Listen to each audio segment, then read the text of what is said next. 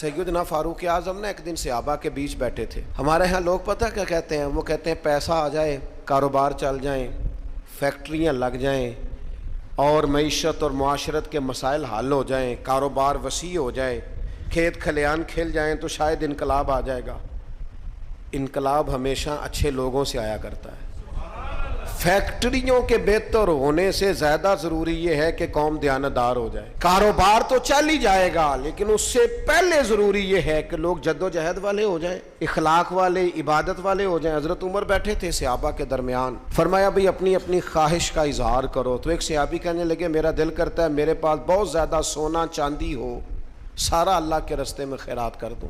تو حضرت عمر کہنے لگے آپ کی خواہش بڑی شاندار ہے، آپ بھی کوئی خواہش کیجیے. تو دوسرے صحابی عرض کرنے لگے انہوں نے سونا چاندی کہا، میرا دل کرتا ہے ہیرے جواہرات ہوں اور زمین ہیرے جواہرات سے بھر جائے اور میں ایک تنکا بھی بچا کے نہ رکھوں، سارا اللہ کی مخلوق میں تقسیم کر دوں. سب اپنی اپنی خواہشات بتاتے رہے.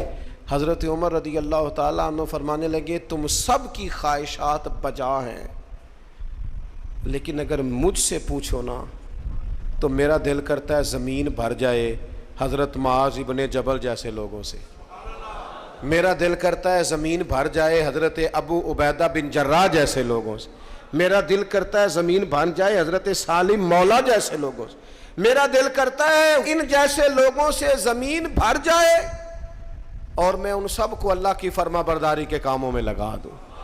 اچھے لوگ پیدا ہوں، مردان خدا پیدا ہوں، وہ لوگ پیدا ہوں جن کے کردار کی خوشبو سے زمانہ مہک اٹھے.